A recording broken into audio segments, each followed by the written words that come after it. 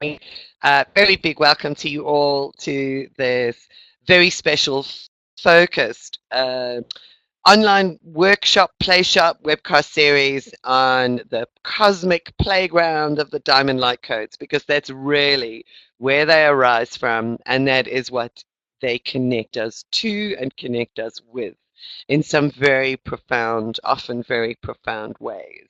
So, as those of you who have perhaps participated or experienced some of the processes that Diamond Light World has to offer before, you will know that what I like to do is provide you with quite a bit of background through the webinars. And then with this workshop series particularly, I'm going to give you exercises or play events that you can go away and play with for the week between now and the next time that we actually get together. So what I want to do with this first workshop is sketch the background for you with some information about the Diamond Light Codes and about the nature of light and about how the Diamond Light Codes work. And from next week, we'll go into more of the practical applications and do some playing. I've had to adapt this from my live workshops because in the live workshops, we do a lot of experiential stuff. So what I'm going to have to do is adapt some of those exercises for you. I can't adapt everything, unfortunately, but I'm working on some interesting experiences for the future webcasts. But this one, by necessity, because it's the first one, actually has quite a bit of information for you on as I say, the function, meaning, purpose of the light codes, how and why they work the way that they do, and the origin of the light code journey as far as I'm concerned. So I'm going to keep my eye on the chat room for any comments that are coming in. So please bear with me. I have got a workbook that I'm going to send you guys. I've split it up into two parts. I'm going to send you the first part with the recording once we finish this evening. And then the second part I will actually provide you with next week when we continue onwards. So I didn't want to give you all of the fun and the exercises up front or all of the playtime events up front. But it's probably a really good idea for you to have a notebook handy for the webinars because some of the information that is contained within these slides or this webinar is not duplicated in the workbook. So what I put into the slides is actually an adjunct or complementary to what is in your workbook. So there's quite a bit of info, but at least you'll have the recording. So if you don't want to write it down now, you can actually listen to the recording again afterwards and then make your own notes from that. So Leslie says, looking at the codes, I can feel the dynamics and the movement of the energy. It's what I use. Oh, fantastic. That's wonderful, Leslie. Do you use geometries when you connect with the Diamond Light Codes in your way? Because the whole thing about the Diamond Light Codes is that they are structures of light, but some people actually connect with them through vibration, through sound. So they don't see the geometries, they actually hear the codes or they feel the codes and the different frequency packages that the codes actually represent. Or they may just sense them very subtly or sense them in other ways. So Leslie says she feels the codes. And you literally can feel the codes and the colors. And yeah, and the colors are interesting too because the colors change. As the frequencies of the codes change. So there's lots of ways that we can actually work with these. So without further ado, I'm looking forward to sharing some of this with you. First of all, what do these codes actually do? So in whichever way you guys perceive or connect with the Diamond Light Codes, they are activators of higher consciousness potentials. That is literally what they are designed to do. They are designed to bridge the DNA, bridge places in the DNA where we have experienced or do experience locks into or imprints into old, inherited culturally imprinted patterns. So the diamond codes provide a bridge for the DNA to enable the DNA to access a language of higher consciousness portals through the DNA so that we can communicate through the cosmic grids at a much higher level. So they awaken and activate the higher consciousness potentials.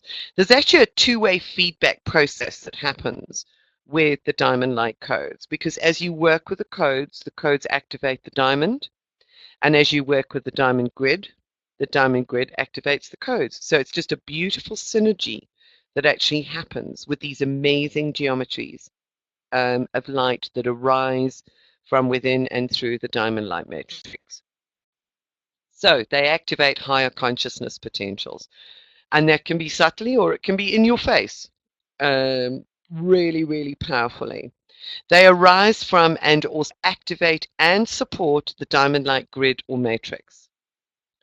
They open portals into Christ consciousness frequencies, so they are packets that really enable us to access the Christ consciousness dimension.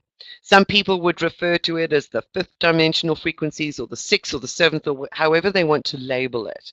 What is without doubt is that the codes do enable us and open portals into the frequency bands of Christ consciousness. And yes, as Leslie has just said in the chat room, they are about empowerment. They absolutely are.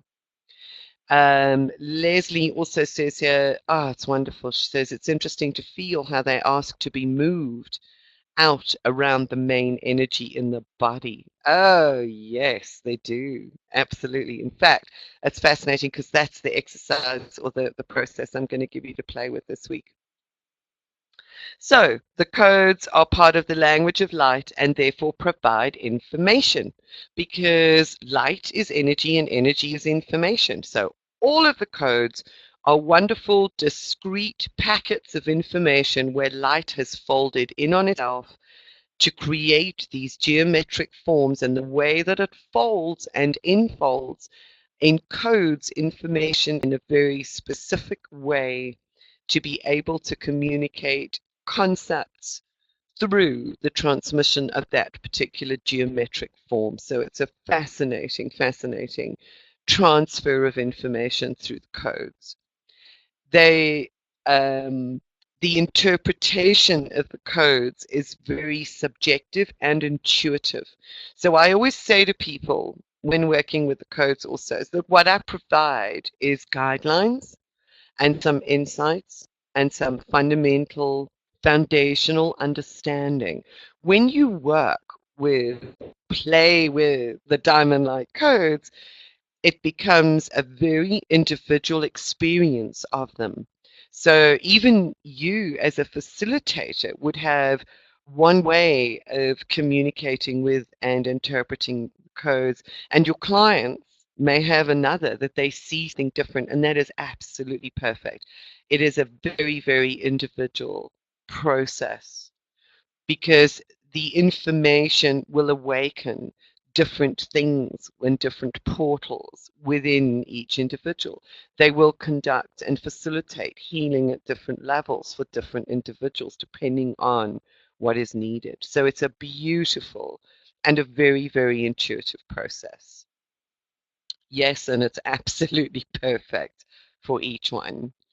They may be perceived through sound and additional senses, because one of the things that I also say is that light is sound made visible and sound is light made audible, because of the octaves at which those frequencies actually manifest, and the way that we are oriented to be able to perceive those frequency bands. So some people will hear the light codes talking to them. I've actually heard on occasion the light codes, I just say they're singing. I've heard them singing these codes. And it's a very, very high pitched, almost beyond our current frequency range of hearing, that they communicate, but others will be more finely tuned if their audio senses are more awakened than their inner visual senses. For me, my visual sense is far, far more prominent than the audio. But the thing is that they've given me the gift of the odd occasion when I have heard them, so that I know that they will often communicate to those who are able to connect in that way with them. They stimulate divine fire or Shakti and Kundalini. And that is a very, very powerful awakening, divine Shakti. So that's where the fire aspect also comes from within the codes. In the same way that the diamond and the way that we work with our diamond light grid is through anchoring at the base of the spine, the diamond itself also provides impetus and fire for the awakening of that divine Shakti, for the movement of Kundalini, that feminine Christ consciousness that awakens within us through the movement, um, that awakens at the sacrum, at the very base of the spine. So the codes also have a distinct fire quality to them. They're part of the language of light, the fire letters, as they are often known. And they can awaken that. And when Kundalini awakens, it is literally, it opens us up to the movement of the divine. I'm just going to have a look at the comments here. Leslie has said, I always tell my clients that it's their own energy that is craving activation. Absolutely. Yes, and Rachel says, I don't tend to see, but I always hear high frequency sounds. Yes, hadn't related it to the light codes. Well, it may be very, very interesting as you deepen your relationship with the codes, be able to make those specific connections with each of them, Rachel, especially if you hear more easily than you see, because you will hear them. Absolutely, you will hear them. It's been an amazing experience and an amazing journey for me with these particular forms. So the codes also adjust and provide for DNA reconfiguration. So they are really, really powerful in the way that they work, and as has been noted, they are absolutely unique and individualized for each person. Now, those of you who have been through some of the programs and processes that I've put together previously will know that my journey with the Diamond Light energy actually began with the Diamond Light codes. And it was just so fascinating for me. And the breathwork process that I'm going to share with you today is actually the one that I was working with at the time that the codes actually revealed themselves, and I didn't know what they were. But that was really what happened, is that back in 2003, which was when this first opened up, was when I had actually been in the UK. I'd been, I say transferred, it was a divine transfer from South Africa to the UK, which most of you would know, which I didn't really want to do. I'd kind of said it was, I was dragged kicking and screaming to the UK. Yeah. Rachel's just said sometimes when you're used to hearing or doing something, it can be difficult to relate to a particular thing. Yeah, absolutely. But it'll be really nice to refine that ability to be able to identify and then work with those sounds really beautifully. So just back to the actual origin of the codes was going through an exceptionally difficult time in the UK with this change in culture, change in spatial environment, change in geography, geology, energy grids, very, very heavy, and I absolutely hated it. And at the time, I just actually started working with this breathwork process, and what I was doing was day after day, I was doing it for a minimum of half an hour, at least 5 times a week. And I did this breathwork process for a couple of months. And the focus mantra that I actually used while I was doing it was, I choose to understand. I choose to understand. I choose to understand what I'm doing here. I choose to understand what my purpose is. Just help me to understand. And that's just what I kept on repeating over and over again as I went through this process. And then literally, probably it was probably about 2, 3 months into doing this process, that um, after a particularly intense session, I was sitting in the space that was created, and I had my journal right next to me, which I always did when I was doing this process. And suddenly it was like this TV screen switched on in my head, or came on in my third eye. It literally was like a TV. That TV screen was these geometries that presented themselves, and each one stayed on the screen long enough for me to see it, and then disappeared. And it was just one after the other after the other. So it wasn't like flashes. It was literally, they were there. They were very defined. They were very definite, and they stayed long enough for me to see them. And I quickly scribbled in my journal the shapes and the forms that I was seeing, and that became sort of the first transmission, if you like, of the diamond light codes. And in that first session, there were probably about 18 to 20 that were received. And this intrigued me because I'd never had an experience like that before. We all have the inner vision, and we can kind of see things when we connect. We have subtle perceptions when we connect. But it was this TV screen thing that really, really fascinated me. And the clarity of the geometric forms that actually presented. And they were really, really enigmatic. And yeah, after writing them down in a book, what I did was I started working with them or playing with them. And I would sit and trace them out with my fingers and just ask them to talk to me, communicate to me, like, what are you?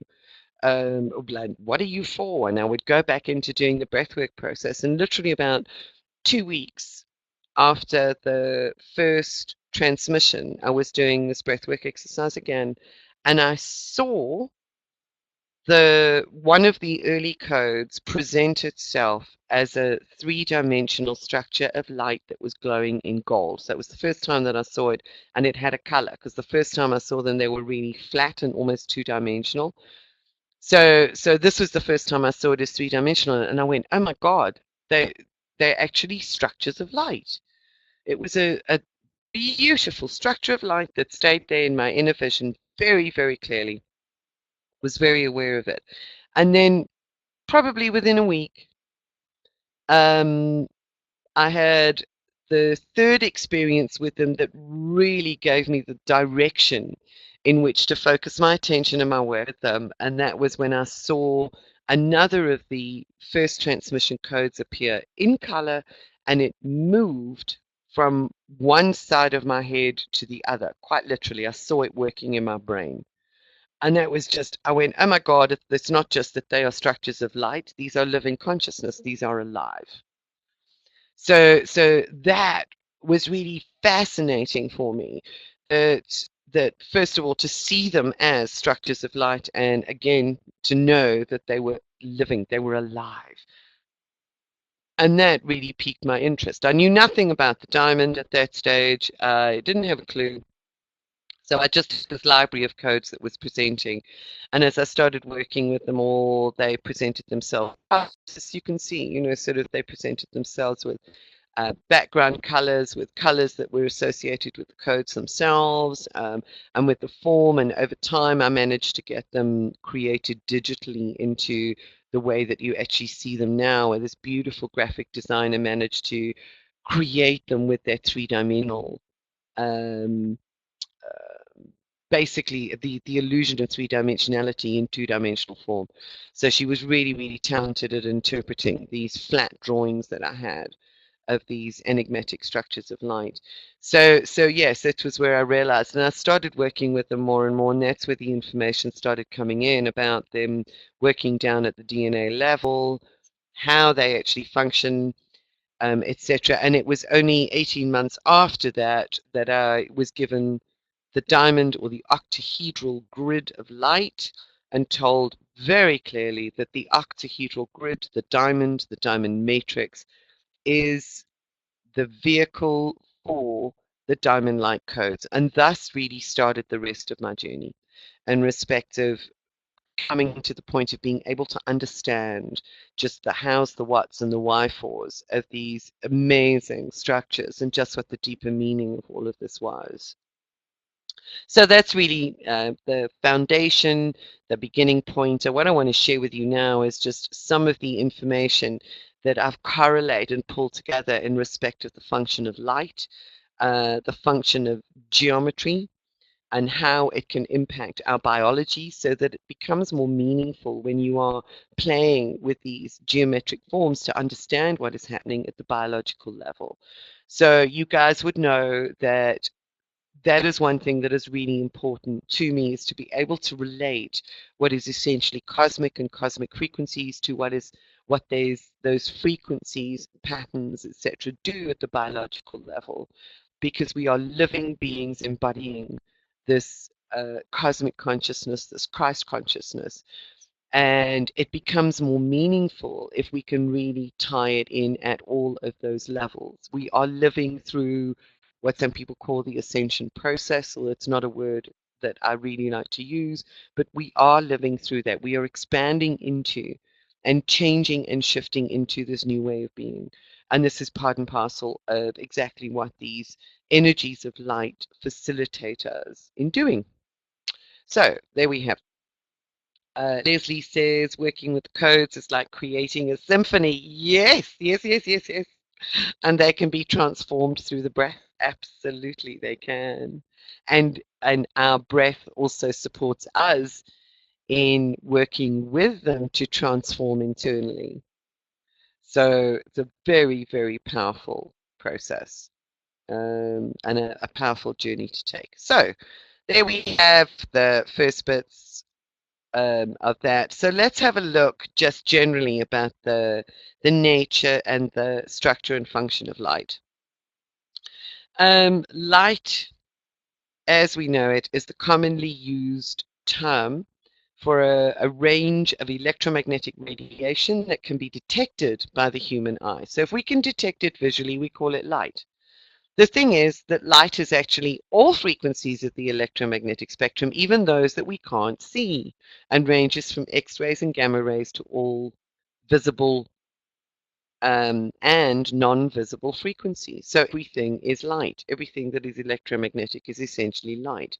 And we can perceive that light in many different ways. So it's all frequencies of the electromagnetic spectrum. So the light codes, hence why some people can't see them, but they can perceive them because of the frequencies. It may not be a visible frequency for them, but they can sense it through their more subtle energetic infrastructure. Each frequency, as we know, now one of the things that you guys would know about me is that I started off doing color therapy. And there's a little bit that I'm going to mention in the workbook, not today, but it is going to come in through the sharings that we actually have, is some insight into the messages and information in the different color frequencies as we are familiar with them through the visible light spectrum. So each color frequency has a different action upon the body. So every frequency within the electromagnetic spectrum has a different action on the body. The intensity of this is dependent upon factors such as the amplitude of the wave, or the amplitude of the waveform. Light, therefore, conveys information about itself through our interaction with specific frequencies. So if the waveform has a very long, slow waveform, like big waves coming, sort of building up and then coming into the shore, that would be the equivalent of something that sits at the lower end of the electromagnetic spectrum through the reds and the infrareds. They're long and slow, but they're very powerful waves and very powerful energy. So the information in that is about our physical being, where you get an amplitude of the wave that is perhaps shorter, and the wavelength, or sorry, the wavelength is shorter and the amplitude is also shorter, you might be looking then at the violet end of the spectrum. And the information contained within the violet waveform, or the violet color of the spectrum, is completely different. It's the opposite. It connects with the head. It's about balancing the brain. It works with the skin. It balances the color yellow, for instance. So we are communicating with the information that is carried in that waveform, and it has an impact on our body. We just have to be aware of how we feel when we wear different colors to know that we are being impacted upon in different ways by different colors. So the information that those colors bring, that those waveforms bring, is different. So every frequency that we interact with has information for us. Light as information is both a carrier wave and a particle, and those particles are known as photons. And if I can really just mention this, because I read articles where people have like caught onto this photon belt story, and people are referring to photonic light as being more powerful than other light, which is just absolute nonsense. Because a photon, you can have a photon of red light, because light exists as waves and particles. So you can have a photon of red light, which carries a certain packet of information, and you can have a photon or a particle of violet, which carries different information. They are both photons.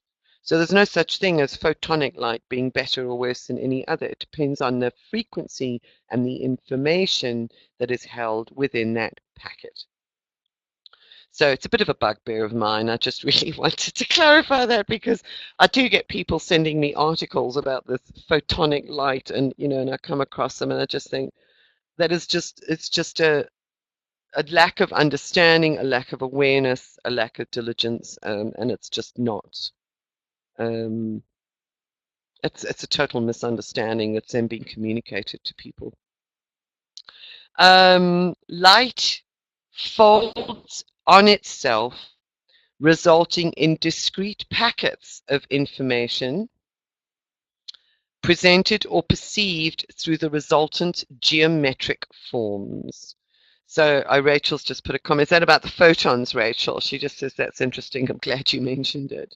Yeah, yes. So if you ever come across that, please just sort of correct the person, because I find that in this game, if you like, sometimes people just repeat and repeat and repeat, and nobody questions the source of some of that. And where people talk about, for instance, I know we're a little bit off topic, but where people talk about the photon belt, what is correct is that we are in an area of space that actually is highly, highly charged. So that means that we are exposed to lots and lots of electromagnetic energy. So there will be lots of waves and lots of particles. So they are essentially lots of photons within this area that we are in. So technically, it is not entirely correct to call it the photon belt or the photon band, but it's not entirely incorrect either. But it's the way that this concept of photonic light is actually used that I find being repeated in so-called channeled articles that I found interesting, because I think nobody who was operating on that high level of awareness would actually refer to photonic light being better than other light in respect of healing functions or purposes. It's the frequency that makes a difference. Okay, so here we get light folds on itself, resulting in discrete packets of information.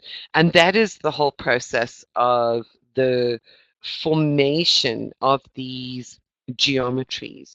It is the movement of light through the diamond light grid, bouncing off the facets, folding in on itself, and spiraling. It's the interacting spirals of light and energy that ultimately give rise to this folding. What's the word? Just the way that the light actually moves, that ultimately enfolds information into these discrete geometric forms that we may know as the light codes, as diamond light codes. So all symbols are in fact codes, because all symbols represent light that has actually been packaged or programmed into that form. So the light codes and all geometries are packets of information. All of life, sentient and non-sentient, is ultimately created from light. So we are basically, that's why we can interact with these things, because we are structured from light.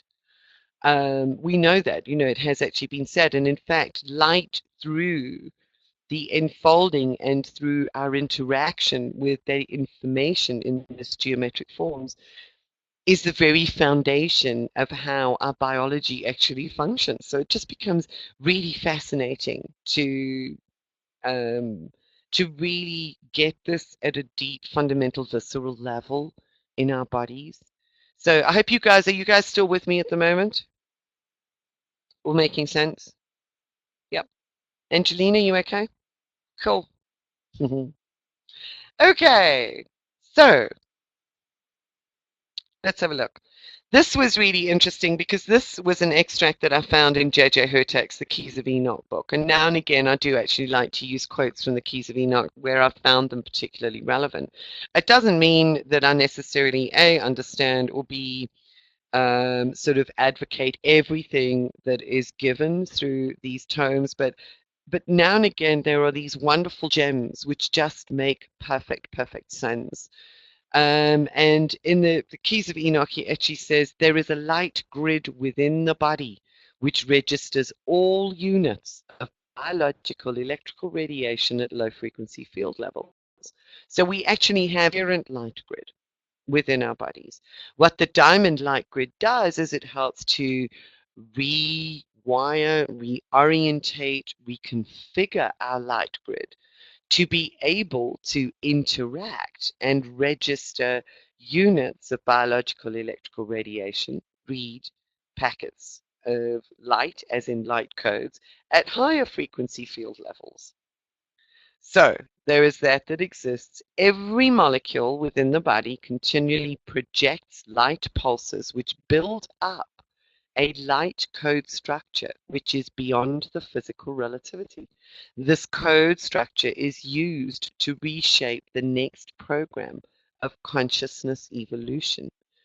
So this to me is really fascinating because this is almost a case of the light codes that we interact with, and perhaps, sort of the library that we have already, supports the adjustment of our physical biology, which changes the frequencies of the light pulses which our cells are then emitting. And it's known that they're called biophotons that are emitted by our cellular structures, by our DNA. That's a fact. So the light codes interact with our biology. That helps to change and project the frequency of the light pulses, which we then emit, which build up new light code structures, which we then become transmitters of.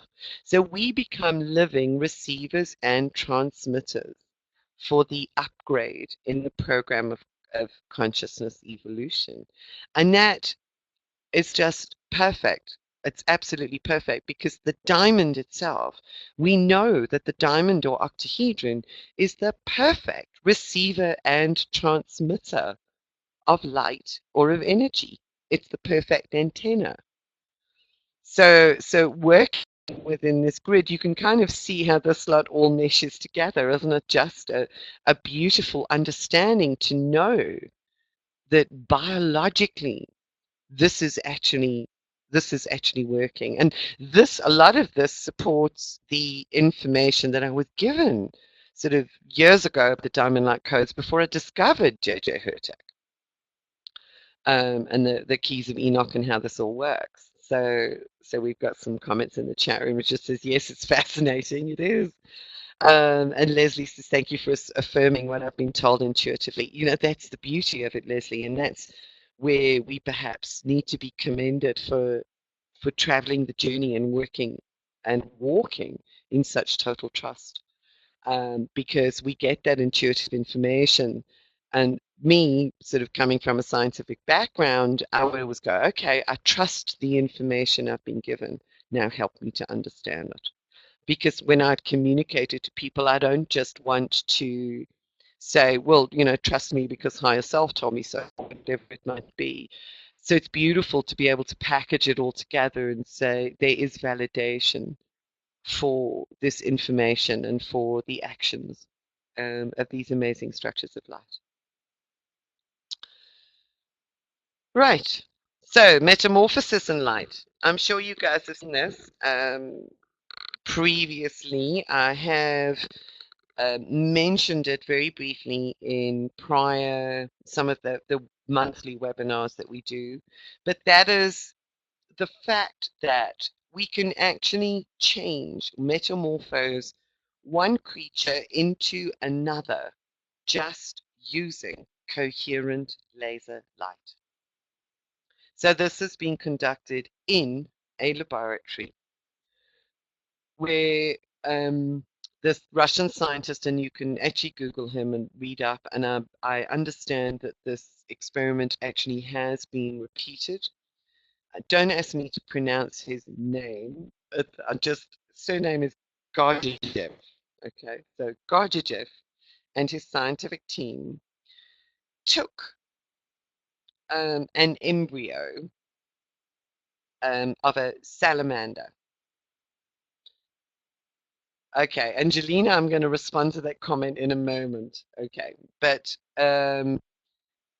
Gurdjieff took an embryo of a salamander and he captured the information. I think he actually used laser light and he captured the information from that embryo. So it would be sort of the DNA light information that that embryo was encoded with in order to grow into a salamander.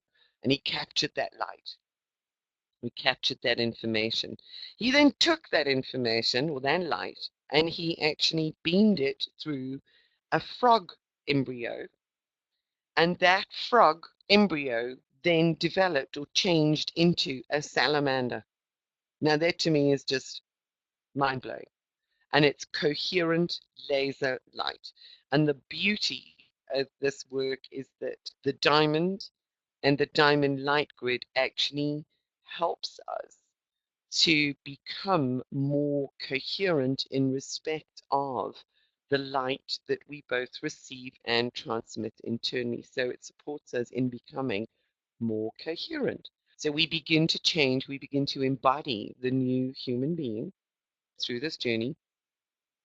And then we are able to transmit that light. So the stronger we become with it, the stronger we get, the more we are able to transmit that information to support the metamorphosis of human form into its higher manifestation in the human body.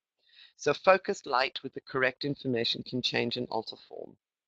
Now, the one thing that Angelina has said is this is how we are changing internally from carbon to crystalline. I would argue with that because that's another statement that I don't use because we're not going from carbon to crystalline, we are metamorphosing the carbon into its higher crystalline form. So we do not change from being carbon-based beings. We change the way that our carbon is actually being utilized and the way that it is storing and transmitting information through the diamond form. Yeah, so you get it. Because carbon exists as black soft graphite. It's one of the few minerals that it can exist naturally as that, or it crystallizes as diamond. So it exists in the two forms, and diamond is the crystalline form of carbon. So yeah, it's carbon crystalline. So really interesting. So this experiment, I think, is just absolutely amazing. So that really is to support and understand the function of light in changing form. So I want to get to some more of that in respect to light and geometry a little bit further on. The language of symbols and symbology is something that human beings have actually used for many years. And so it didn't begin with the light codes, if you like. So symbols and shape have been used as forms of communication, as a means of being able to communicate concepts and packages of information since human beings sort of first existed on the planet, essentially. So ancient cuneiform, what we see here is sort of packets of information communicated through agglomerations of shapes. ancient biblical Hebrew. This is ancient hieroglyphics, shapes and form. They communicate intent and information. And our modern language also communicates information through shape. So the light codes are essentially just a higher form of language communicating a new concepts, a new information at more subtle energy levels. So that's really just the concept there, which bridges this whole idea of light and form and structure as a means of communicating. So let's just have a look here at the power of shape. Now this is also, there's a free download. Dan Davidson's book is actually offered as a free ebook. And it's offered on Dan Davidson's site. So what I've done is I've also offered it on my website as a free download, and it's on the resource page. So if you have a look at the resources, you'll find it there. And it's really, really fascinating because he talks at length. He's done a lot of work on the power of shape. And what he says here is that etheric energy can be scooped, directed, focused, flowed, intensified, and in general controlled by geometrical shapes and patterns and mind or thought. So, but whenever we have a thought or a concept in our mind, it immediately starts to move the energy that enfolds around that thought, and it becomes a geometric pattern or form. So even our thoughts shape the ether. It moves the ether into geometric form. So one way of perhaps understanding light codes is that they are the mind of the divine, if you like. They are the concept, the divine thinking those beautiful thoughts and then sending those transmissions and patterns to us through the diamond light. And the diamond light grid enables us to harness those codes much more easily than we could before, because the grid is the pattern that actually binds everything together and enables that communication. So, etheric energy in its myriad forms is the basic life force of the universe. So, each packet of information is not just information, it's life force. It's an aspect of, a fragment of, that is going to impact and work with us in a very specific way. And so, as such, it's the basis of the phenomenal universe. That's a quote of his.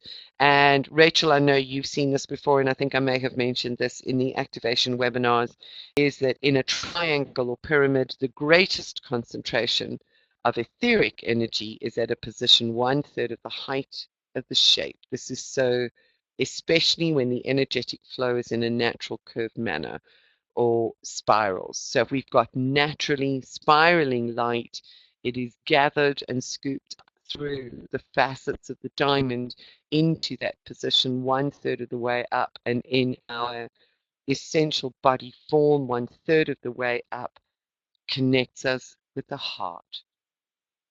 And that's why the orientation of the diamond light grid when we work with it is so significant and so important. So we connect with, and we are then able to, through the anchoring of the diamond light grid, connect with the language of the diamond light codes, which are essentially a language of the heart. So that's one way